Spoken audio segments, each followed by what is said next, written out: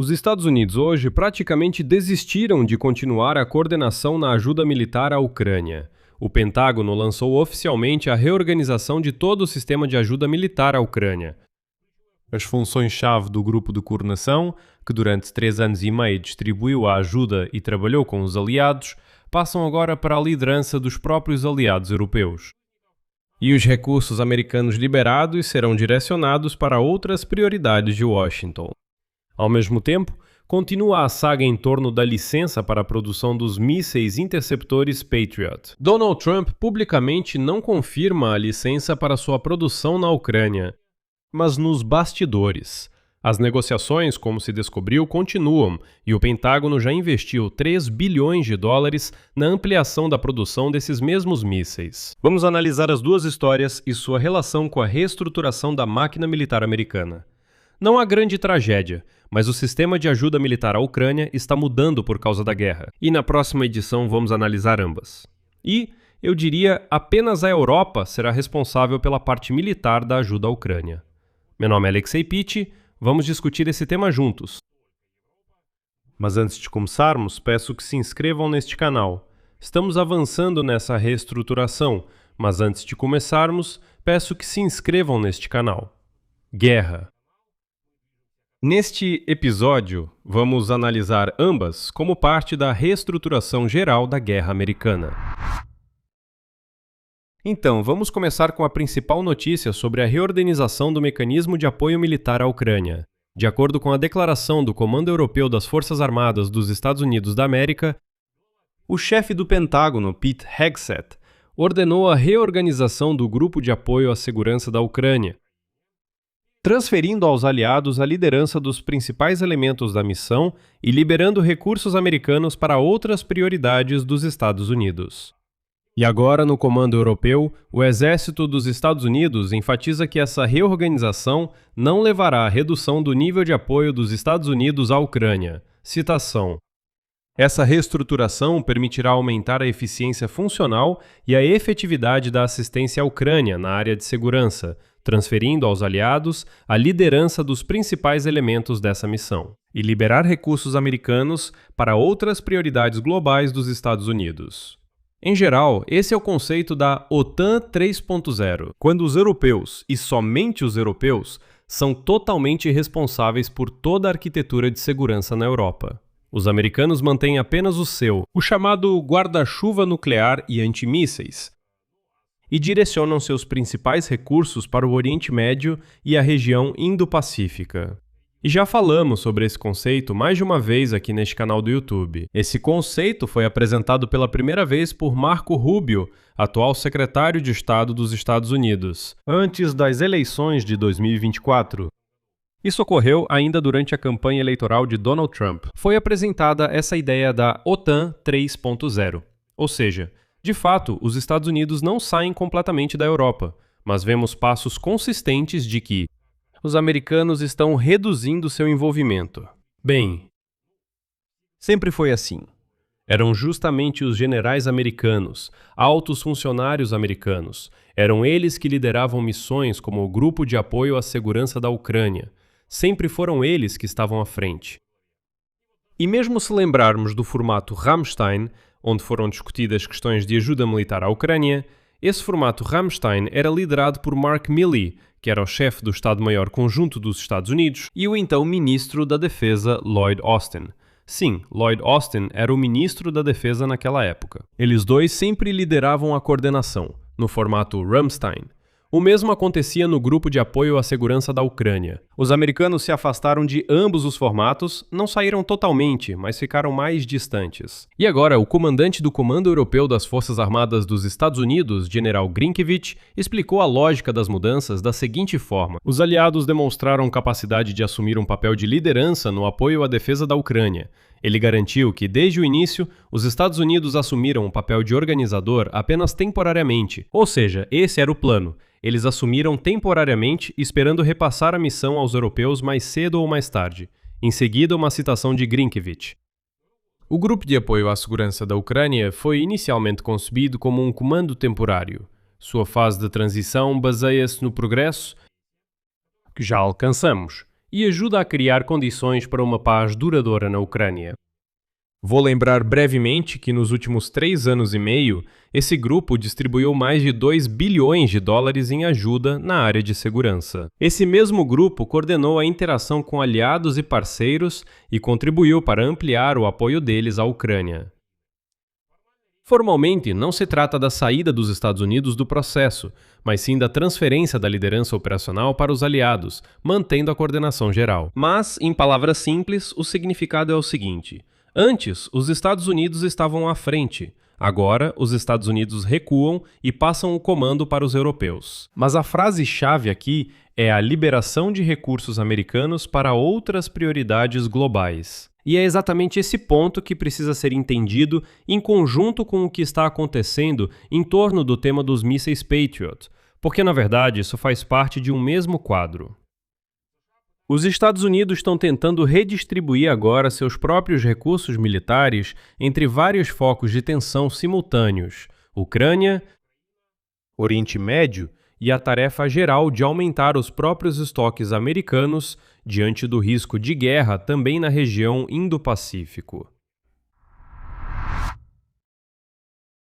E aqui passamos suavemente para a história das licenças para a produção dos mísseis interceptadores Patriot para a Ucrânia. E aqui é preciso organizar tudo por datas, de forma organizada, porque os sinais agora realmente são contraditórios. Por um lado, Donald Trump nos disse que nada foi acordado e que não haverá nenhuma licença para a Ucrânia. Mas aconteceu que, paralelamente, estão ocorrendo coisas que parecem exatamente o oposto. A questão é que hoje o representante permanente dos Estados Unidos na OTAN, Matthew Whitaker, declarou que o acordo de longo prazo para a produção licenciada de mísseis interceptadores para o Patriot realmente não estará disponível para a Ucrânia até este inverno. Ao mesmo tempo, Whitaker esclareceu que as negociações continuam, mas, atenção, estão em estágio inicial e exigem um tempo significativo. Neste momento, estão sendo discutidos os aspectos técnicos e jurídicos do futuro acordo. Em seguida, ao mesmo tempo, o membro da Câmara dos Representantes do Congresso dos Estados Unidos, Mike Turner, confirmou que sim, as negociações para conceder à Ucrânia um acesso mais amplo às tecnologias Patriot estão em andamento, para que o país possa estabelecer a produção e dominar plenamente as tecnologias de defesa. Mas o fato é que esse é um processo muito complicado e, obviamente, até mesmo a fase de coordenação de uma série de questões levará muito tempo. E lembro que, ainda em julho, soube-se que Donald Trump recusou o pedido de Zelensky de fornecer à Ucrânia 300 mísseis Patriot para este inverno. E foi então que surgiu essa ideia. Ok, vamos dar uma licença que eles mesmos possam produzir esses mísseis. E, segundo a revista The Atlantic, Zelensky fez um pedido específico a Trump por mísseis para proteger instalações da infraestrutura energética e para se defender de possíveis ataques de inverno por parte dos selvagens não lavados. E aqui está um número que explica muita coisa. De acordo com os cálculos do Centro de Estudos Estratégicos e Internacionais, depois do início do conflito no Oriente Médio, o Pentágono ficou com apenas, aqui temos um número bem exato, 759 mísseis para os sistemas Patriot. Para comparação, os próprios Estados Unidos produzem cerca de 650 desses mísseis por ano. Ou seja, uma simples aritmética mostra que o arsenal americano desses mísseis interceptadores está tão esgotado pela guerra com o Irã que compartilhar esses mísseis com a Ucrânia agora significa simplesmente cortar dos próprios estoques. Por outro lado, e isso também é mencionado pela Atlantic, na verdade os europeus têm esses mísseis. Por exemplo, a Coreia do Sul, se não me engano, tem esses mísseis. O Japão com certeza os tem. Alguns aliados, até mesmo no Oriente Médio, ainda os possuem. Ou seja, em princípio, há estoques no mundo. Se quiserem, esses mísseis podem ser reunidos. Mas, ao mesmo tempo, ocorre o processo inverso, um aumento em larga escala da produção desses mísseis. Em 3 de agosto, o Ministério da Guerra dos Estados Unidos da América assinou um acordo quadro com as empresas Lockheed Martin e Northrop Grumman, com o objetivo de expandir a capacidade de produção de componentes para mísseis interceptores PAC-3 dos sistemas Patriot e interceptores THAAD. O contrato foi de mais de 3 bilhões de dólares. O acordo permitirá triplicar a produção de mísseis para o Patriot e quadruplicar a produção de mísseis para o THAAD. O valor do acordo para componentes individuais não foi divulgado, mas sabe-se que o documento prevê a criação de uma segunda fonte de fornecimento de motores de foguete de combustível sólido para o PAC-3, assim como o aumento da produção de dispositivos de ignição segura. Ou seja, a ideia é que novas instalações para isso entrarão em operação. Em geral, como você pode ver, os Estados Unidos da América não se afastam muito da Ucrânia, mas também não se deve esperar grande ajuda no momento. Por um lado, os Estados Unidos estão transferindo o gerenciamento operacional da ajuda à Ucrânia para os aliados europeus e não vão mais cuidar disso diretamente. Por outro lado, considerando que os próprios estoques de armas-chave de defesa aérea dos Estados Unidos foram reduzidos ao nível crítico de 759 mísseis devido à guerra com o Irã, Washington, ao mesmo tempo, está congelando a transferência direta dos sistemas Patriot para a Ucrânia neste momento, mas está investindo bilhões de dólares para multiplicar a produção no futuro. E, paralelamente a isso, está negociando a transferência das próprias tecnologias de produção de mísseis interceptadores para o lado ucraniano, para que no futuro Kiev possa produzir as armas necessárias de forma independente, sem depender dos estoques americanos esgotados. Sobre isso, quero agora responder a alguns comentários. Olha, eu não esperava, mais uma vez não esperava, mas eu entendi que é impossível alcançar esse tipo de pessoa. Desculpem, aqui vai uma pequena digressão lírica. Se não for interessante, podem avançar um pouco. Avançar. Recentemente publiquei um episódio sobre Benjamin Netanyahu, o primeiro-ministro de Israel. Em 2023, de acordo com dados, se não me engano, do New York Times, bloqueou o envio de sistemas de defesa antiaérea Domo de Ferro para a Ucrânia, que naquele momento estavam nos Estados Unidos. Ele vetou e disse: não se pode transferir esses sistemas para a Ucrânia. E paralelamente, como se diz, em outra nota, na mesma edição eu trouxe outra informação, de que neste exato momento, de facto, a Ucrânia e Israel estão competindo entre si pela obtenção de ajuda militar dos Estados Unidos da América, o que é bastante óbvio. Então, as pessoas concluíram para si mesmas que, supostamente, eu explico isso como uma disputa por recursos. A argumentando porque Benjamin Netanyahu certa vez bloqueou para nós a transferência do Domo de Ferro, o que, na verdade, não é verdade. Esse tipo de argumento nunca foi dito por mim pessoalmente, mas as pessoas tendem a tirar suas próprias conclusões, o que é um direito delas. Todos têm direito a uma opinião equivocada, como eu costumo dizer. Ou seja, sem problemas. Ok, tiraram essas conclusões, isso é com vocês. Só que o único pedido é que não atribuam essas conclusões a mim. É isso. O que eu mais adoro, entre aspas, é quando as pessoas inventam algo para si mesmas. Ao ouvir uma informação, elas inventam alguma coisa. Por exemplo, já estou me chamando de antissemita, pedindo para protestar contra Alexei Petty, como ele ousou dizer algo sobre Netanyahu. É isso, para mim isso soa muito estranho. Para mim soa muito estranho quando me chamam Alexei Petty de antissemita. Se você olhar, por exemplo, o histórico dos meus vídeos neste canal do YouTube, é difícil dizer, mas há pessoas ignorantes que, por exemplo, declararam boicote ao Petty nos comentários. O que quer dizer é que, quando ouvimos notícias de que as negociações para conceder a licença de produção desses mísseis na Ucrânia, por exemplo, estão sendo interrompidas, ou, como diz Trump, não haverá nenhuma licença, é preciso entender que esse é um processo muito longo. É óbvio que ninguém vai transferir uma licença simplesmente assim. É preciso assinar 1 milhão de documentos técnicos e jurídicos só para iniciar o processo de discussão de tudo isso. Mas, então, por que eu fiz essa referência ao episódio anterior? Porque até apareceram pessoas que começaram a escrever, tipo, olhem só, por quê? Na verdade, Netanyahu bloqueou em 2023 a transferência dos sistemas de defesa aérea Iron Dome para a Ucrânia, porque na Ucrânia há corrupção. Ou seja, esses sistemas poderiam cair nas mãos dos russos ou, Deus me livre, nas mãos do Irã. Dizem que os ucranianos entregariam essa tecnologia aos russos ou iranianos de qualquer forma e que não são confiáveis.